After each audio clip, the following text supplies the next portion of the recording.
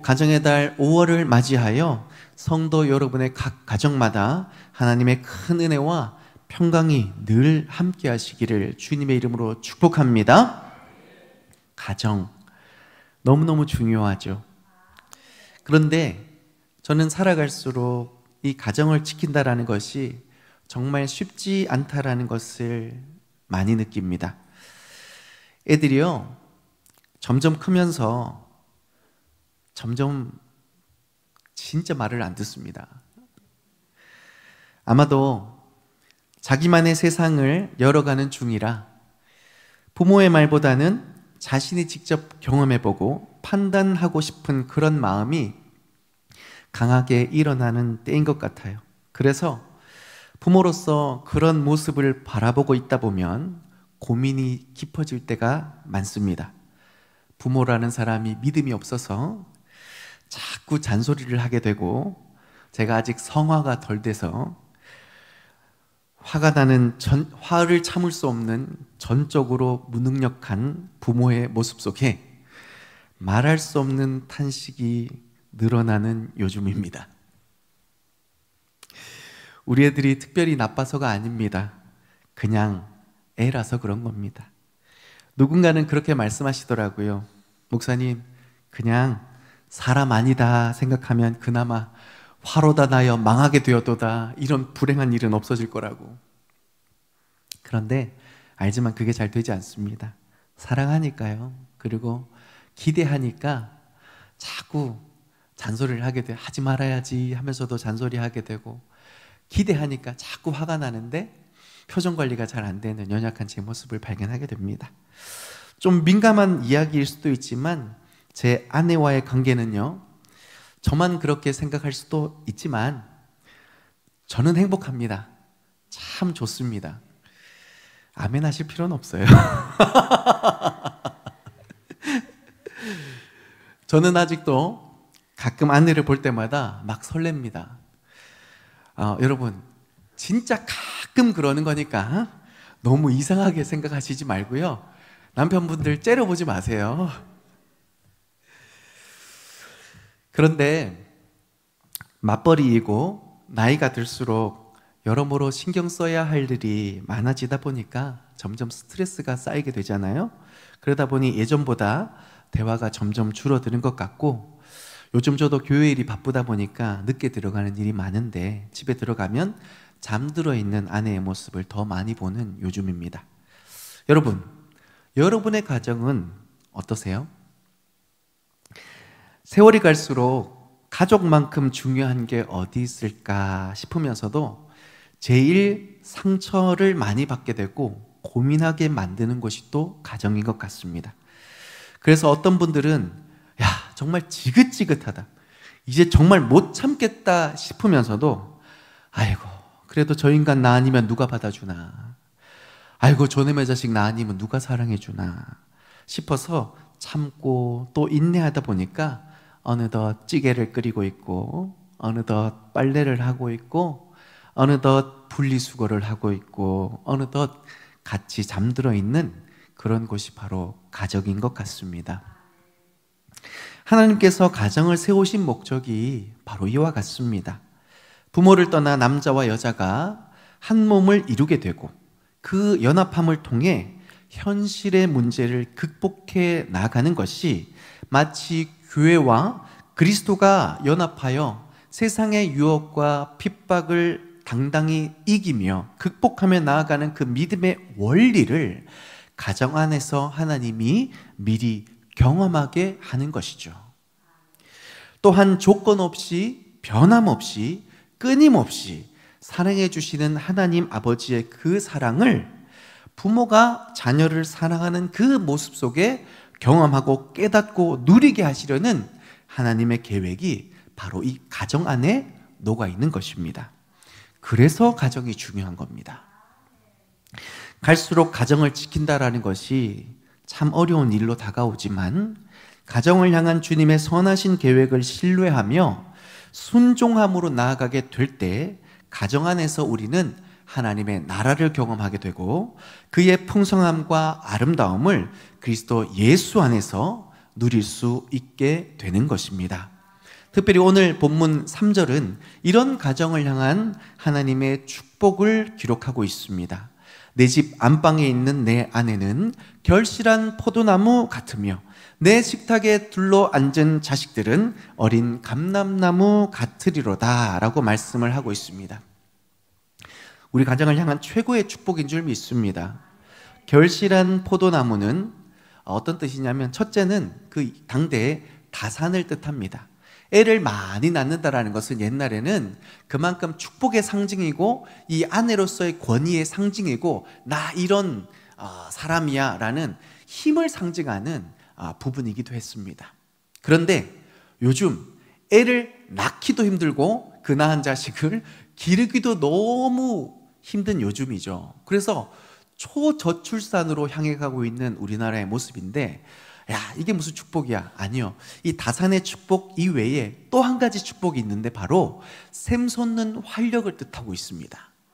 이 아내로 인하여서, 결실한 포도나무와 같은 아내로 인해서 가정이 기쁨이 넘치고 활력이 넘치고 즐거움이 넘치고, 그래서 행복한 가정이 되는 거예요. 웃음꽃이 피는 가정이 되는 거예요. 누구를 통해서? 결실한 포도나무와 같은 아내를 통해서 가정이 웃음꽃이 활짝 피어나는 겁니다. 할렐루야! 이런 축복이 여러분의 가정 속에 아름답게 임하기를 주님의 이름으로 축복합니다.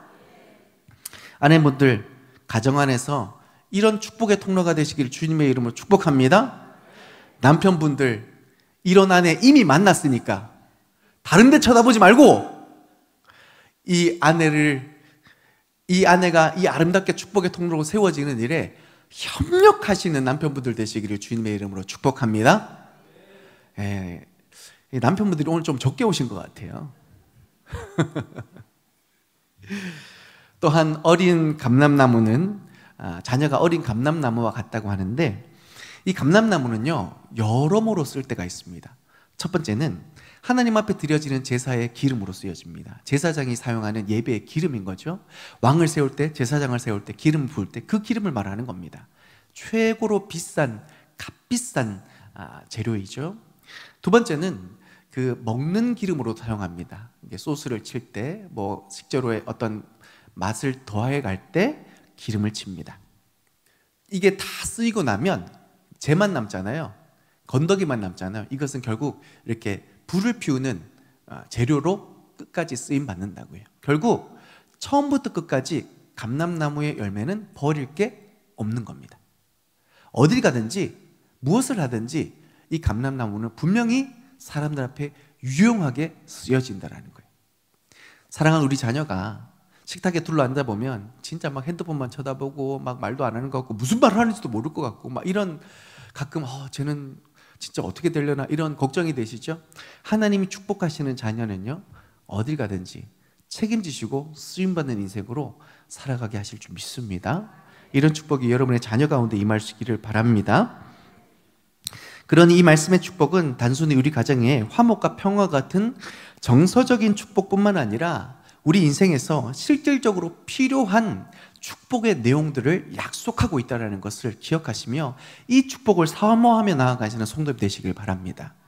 이 축복을 얻기 위해서는, 이런 가정 되기 위해서는 오늘 그 비결이 1절에 기록되고 있는데요, 여호와를 경외하며 그 길을 걷는 자마다 복이 있도다. 아멘.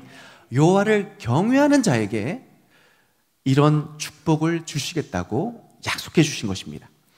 경외한다라는 말의 뜻은 첫째로 하나님을 하나님으로 인정한다라는 뜻이에요. 우리 하나님은 온 우주 만물을 창조하신 전능하신 하나님이신 줄 믿습니다. 지금도 그 능력으로 이 세상을, 우리의 삶을 통치하고 계십니다.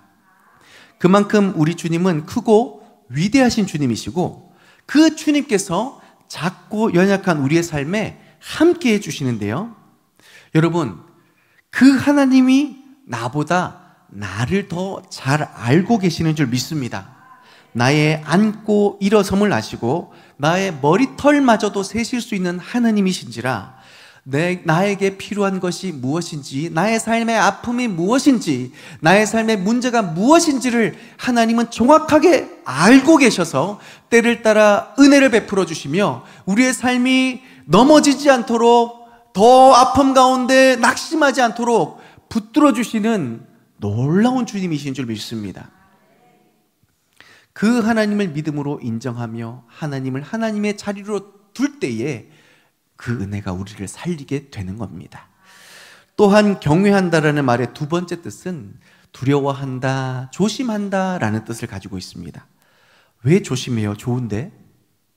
아니요, 좋으니까 조심하는 거예요. 예를 들어 보면 이런 겁니다. 여러분, 혹시요, 저는 그래 본 적이 한 번도 없는데 한 번쯤 삶에서 그런 일이 일어났으면 하는 생각도 있지만, 여러분 혹시 1,000만 원짜리 옷을 입었어요. 그렇죠? 저랑 다 비슷한 분이시죠? 다 1,000만 원짜리 옷을 입었어요. 제가 어떤 백화점을 갔더니 진짜 1,000만 원짜리 옷이 있더라고요. 때깔이 달라요. 입어보지는 못했지만, 감히 입어보지 못했지만 저 옷을 입으면 사람이 달라질 것 같은 생각이 정말 드는 거예요. 그런데 만약에 그 옷을 입었다, 그러면 그 옷을 입고 땅바닥에 함부로 앉을 수 있습니까? 없습니까? 짜장면 먹을 수 있습니까? 없습니까? 그 옷의 값어치 때문에 행동을 조심하게 돼요. 어디 가는 것도 조심하게 돼요. 좋은 거니까, 값비싼 거니까, 중요한 거니까 조심하게 되는 거죠. 온 우주 만물을 창조하시고 우리의 삶을 때를 따라 인도하시고 우리의 삶을 결코 그냥 내버려 두지 아니하시고 반드시 아름다운 길로, 선한 길로 인도하시는 그 하나님이 우리의 주님이신데, 주님을 경외한다는 것은 그 주님이 너무너무 좋고 그분이 행하신 일이 너무너무 아름다워서 우리는 그분 앞에 조심할 수 있어야 된다는 겁니다. 하나님을 하나님의 자리로 올려드리기 위해서, 하나님의 말씀을, 그것이 진리인 줄 알고 그 말씀을 따르기 위해서 힘쓰고 애쓰는 그 믿음의 한 사람에게 하나님께서 이런 최고의 축복으로 함께 주시마 약속하시는 겁니다. 정리하자면 경외는 하나님을 하나님의 자리에 둘 수 있는 믿음을 말합니다. 언제든지 순종함으로 그분이 공급해 주시는 은혜와 사랑만이 우리의 삶의 유일한 소망임을 고백할 수 있는 믿음을 말합니다. 둘째로, 그래서 그 하나님을 조심스럽게 대하는 겁니다. 삶에서 하나님을 귀히 여겨야 하는 겁니다. 우선순위를 바로 하고 그에 걸맞는 자세와 태도로 하나님이 내 삶의 유일한 소망입니다라고 삶으로 나타낼 수 있는 것이 바로 하나님을 경외하는 성도의 모습인 것입니다. 자, 그렇다면 이 경외가 가정 안에서 어떻게 드러나야 될까요? 어떤 삶의 모습으로 나타나야 할까요? 무엇보다도 가정 안에서 하나님을 가장 우선시하는 이 영적인 질서가 바로 잡혀야 합니다. 하나님을 하나님의 자리에 두고 그분이 원하시는 그 뜻에, 기준에 우리가 순종함으로 맞추어 나아갈 수 있어야 합니다. 그렇게 되려면 하나님보다 우선하는 우리 가정의 가치, 하나님보다 더 사랑하고 신뢰하는 것이 없도록 우리 가정의 영적 질서를 아름답게 잡아갈 수 있어야 됩니다. 하나님보다 더 사랑하는 것, 하나님보다 더 신뢰하는 것을 성경은 죄라고 말하는 겁니다. 죄가 우리 가운데 있을 때 하나님의 은혜와 역사가 일어나지 못하는 겁니다. 그래서 잠언 8장 13절에 여호와를 경외하는 것은 악을 미워하는 것이라, 죄를 미워하는 것이다, 그것이 바로 하나님을 경외하는 삶이다 라고 기록하는 거예요. 하나님을 경외하는 사람은요, 나는 죄를 짓지 않았어, 이것으로 만족하는 것이 아니라 죄를 적극적으로 싫어하고 미워하고 혐오할 수 있어야 되는 겁니다. 그랬을 때 우리가 거룩을 지켜낼 수 있는 거예요. 여러분, 제가 지난번에 한번 예를 들은 적이 있는데 너무 이거보다 좋은 예가 없는 것 같아서 한 번 더 말씀드릴게요.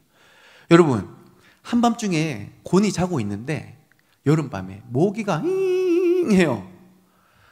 아니야, 오늘 밤은 아닐 거야, 나는 피해 갈 거야, 내가 이렇게 피곤한데 모기도 내 마음 알 거야. 착각이죠. 결국 제 발가락을 뭅니다. 여러분 그거 아시죠? 발가락 물면 용서 못합니다. 머리끝부터 발끝까지 정말 간지럽게 만드는 게 발가락이에요. 얘가 겁도 없이 발가락을 물었어요. 너무 간지러워요. 잠이 닿겠어요. 너무 피곤한데 무시하고 잘 수 있습니까? 없습니까? 불 켜고 일어나야 돼요. 내가 너를 죽이기 전까지는 절대 잠들 수 없다.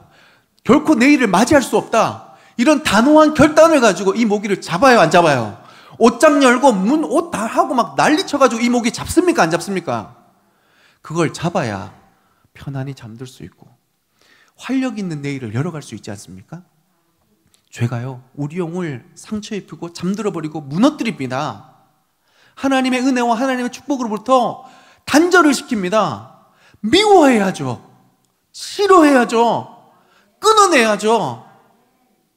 그런데 죄가요, 상당히 세상 안에서는 합리적으로 우리에게 다가온다는 거예요. 하나님은 보이지 않는데 죄는요, 보이는 것으로 우리의 눈을 막 유혹하고 미혹하는 거예요. 자, 여러분 한번 생각해 보십시다. 조금 민감한 문제일 수 있지만 그래도 잘 한번 생각해 보세요. 우리 자녀가 열심히 공부하는 거 보기 좋으세요, 안 좋으세요? 저도 부모인데 책상 앞에 앉아 있는 것만 해도 그냥 풍성해요. 막 세상 시름이 다. 근데요, 그러던 어느 날 이 애가 아빠, 시험이 닥쳐왔어요. 이번에 친구랑 내기했는데 이번에 꼭 이겨야 될 것 같아요. 그래서 한 주만 예배 안 가면 안 돼요? 묻는 거예요. 여러분, 기특한 생각을 했구나. 좋은 점수 맞으려고 네가 이렇게 아름다운 생각을 했구나. 그래, 한 주 쉬려. 이렇게 말하는 게 맞습니까? 아니면 하나님의 사람, 사랑하는 내 딸아, 하나님 없이는 절대 소망이 없는 사랑하는 내 아들아, 하나님 은혜 없이 네 인생 아무리 공부 잘한들 다 헛된 거야. 예배부터 드려. 이게 뭐가 맞는 대답입니까? 뭐가 맞는 대답이에요? 그렇죠. 막 크게 대답이 안 나오는 이거 딱 이거예요. 세상이요, 상당히 합리적으로 우리에게 다가옵니다. 보세요.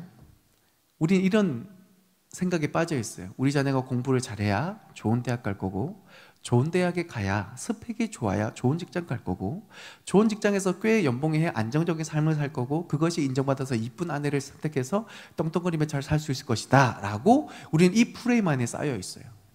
그리고 사람들이 나를 무시 못할 거다, 이 프레임 안에 쌓여 있어요. 자, 어제 재밌는 얘기를 했어요. 우리 또 신방 가서. 근데 문득 이런저런 얘기하다가 이런 얘기가 나왔어요. 목사님, 그러니까 살아보니까요, 돈 버는 사람 따로 있고 돈 쓰는 사람 따로 있는 것 같아요. 한 분이 진짜 자산이 수십억, 모르게는 수백억인데 추위에 막 덜덜덜덜 떨면서 한겨울에 이불 덮고 보일러를 못 켜고 이렇게 계시는 거예요. 근데 자녀들은 외제차 타고 좋은 집에 다니고, 돈 버는 사람 따로 있고 돈 쓰는 사람 따로 있다라는 거예요. 돈 열심히 벌어봤자 뭐예요? 쓰지를 못하는데, 행복하지 못하는데. 근데 여러분, 잘 한번 생각해 보세요. 돈 많이 있다고 잘 사는 겁니까? 아니에요. 잘 사는 게 아니에요. 돈을 많이 쓸 수 있는 상태에 있는 거지, 그것이 행복해서 잘 사는 게 아니에요. 자, 우리 아이들 좋은 대학 가고 좋은 직장 하고 잘 풍요로운 삶을 살아갈 수 있는 확률이 높아지는 거지 절대적인 겁니까? 아니죠. 공부 잘했는데 열심히 의사가 되고 좋은 직장 갔는데 잘못 살았다고 후회하고 눈물 짓는 사람이 얼마나 많은 줄 아세요? 극단적인 선택을 하는 사람 얼마나 많은 줄 아세요? 차라리 공부 못하고 헤헤거리는 애는 절대로 극단적인 선택 안 해요. 오히려 인정받고 공부 잘했던 그 아이가 삶의 무게를 견디지 못해서, 자신에게 실망스러운 그걸 견디지 못해서 극단적인 선택을 하는 경우가 의외로 더 많아요.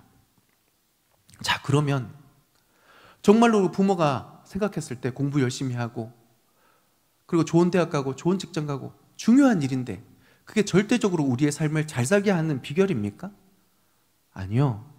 하나님께서 그의 삶에 관여해 주셔야 그의 삶이 온전히 잘 사는 인생이 될 줄 믿습니다.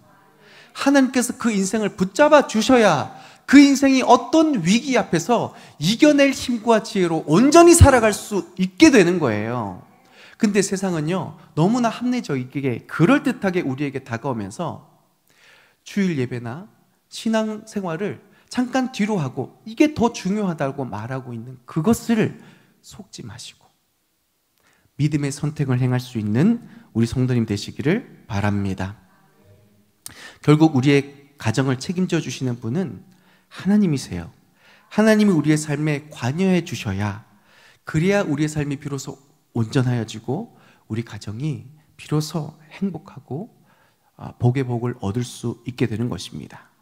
하나님 외에 우선시하는 그것을, 그 죄를 우리는 미워할 수 있고 정리할 수 있어야 합니다. 그 믿음의 고백이 바로 사실은 주일 예배로 가장 선명하게 드러나는 거예요. 주일은요, 거룩히 하나님을 예배하고 일주일에 단 하루만이라도 가족끼리 온전한 신앙의 양육을 위해 헌신할 수 있는 날이 되어야 합니다.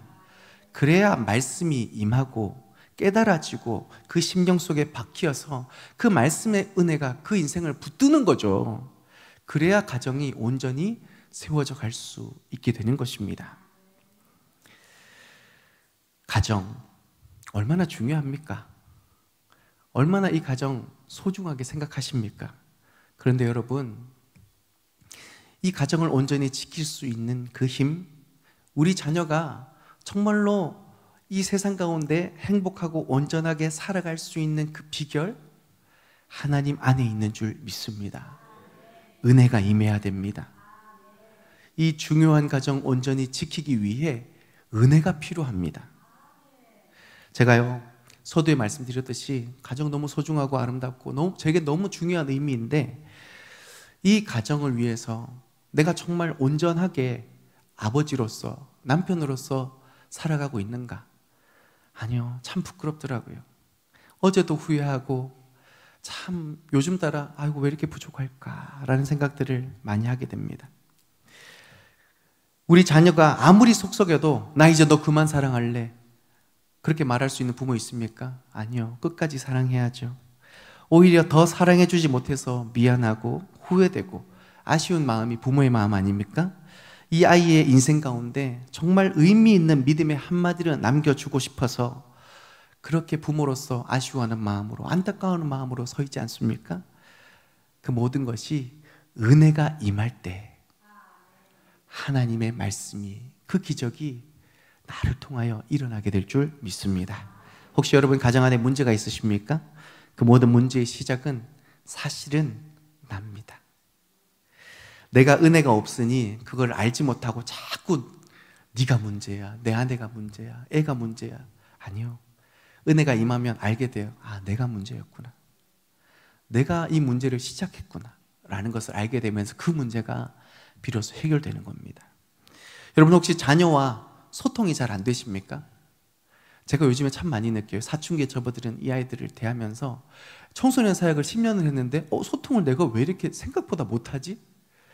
은혜가 없어서 그렇더라고요. 은혜가 없어서.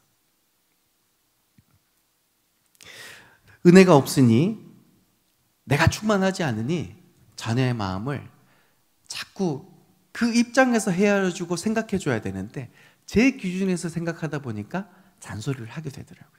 그런데 여러분, 히브리서 4장을 보니까 우리의 대제사장이신 예수는 우리의 연약함을 동정하지 못할 리가 아니시니, 이 말은 무슨 말이냐면 예수 그리스도께서 우리의 이 연약한 심령에 찾아오셔서 너 왜 그렇게 해가 아니라 네가 이 상황 가운데 얼마나 힘들었겠니?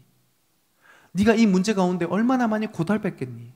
함께 공감해 주시며 함께 슬퍼해 주심으로 우리가 그 예수 그리스도로 말미암아 위로를 얻고 힘을 얻어서 오늘 살아갈 소망을 우리가 붙들 수 있게 되는 겁니다. 여러분, 제가요 정말 회개하는 부분이 이 부분이에요. 이 은혜와 이 사랑을 깨달으면 우리는 더 이상 내 중심에서 살아가는 이기적인 사람이 되지 않습니다. 그 사람의 입장에서 생각할 수 있는 넉넉한 마음이 그리스도 예수 안에서 얻어지게 되는 거예요. 그런데 내가 은혜가 없으니까, 내가 어떤 사랑을 받았는지를 기억하지 못하니까 자꾸 내 기준, 내 생각으로 판단하게 되면서 불화가 끊이지 않게 되는 거죠. 사랑하는 성도 여러분, 그래서 은혜가 필요한 겁니다.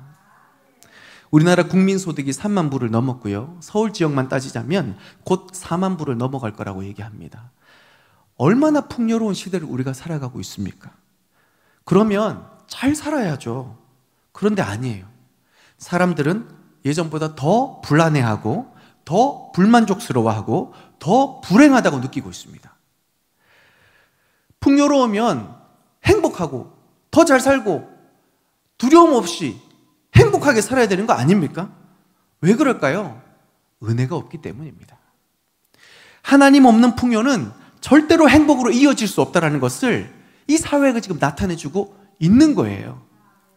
또한 지난 10년간 사회적으로 큰 이슈가 된 범죄 사건 중 대다수가 가정에서 이 문제가 비롯됐다는 것을 발견하게 됩니다. 그리고 그 비율이 점점 더 증가해 가고 있어요. 결국 가정이 무너지니까, 가정에 은혜가 없으니까 이 사회가 무너져 가고 있다는 것을 말해주고 있는 지표가 아니겠습니까?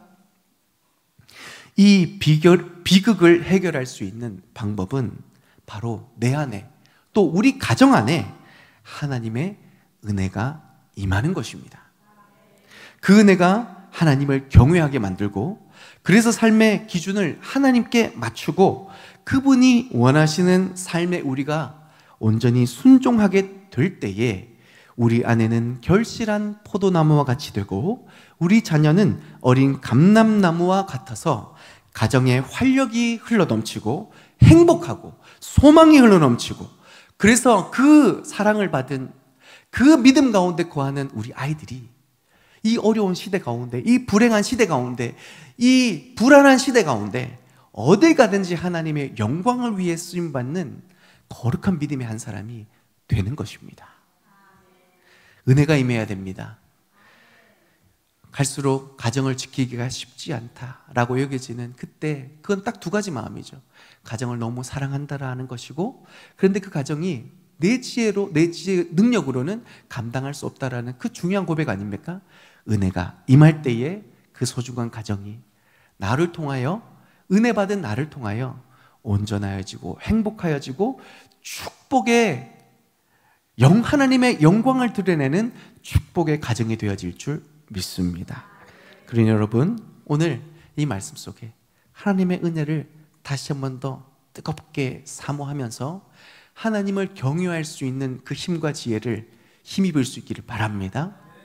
그래서 그 하나님을 우선할 수 있는 믿음의 지혜와 능력, 결단으로 하나님이 복 주시는, 그래서 그 가정이 온전하고 행복하고 이 시대 가운데 거룩한 영광이 임하는 그런 가정으로 온전히 세워가시는 여러분의 가정이 되시기를 주님의 이름으로 축복합니다. 우리 함께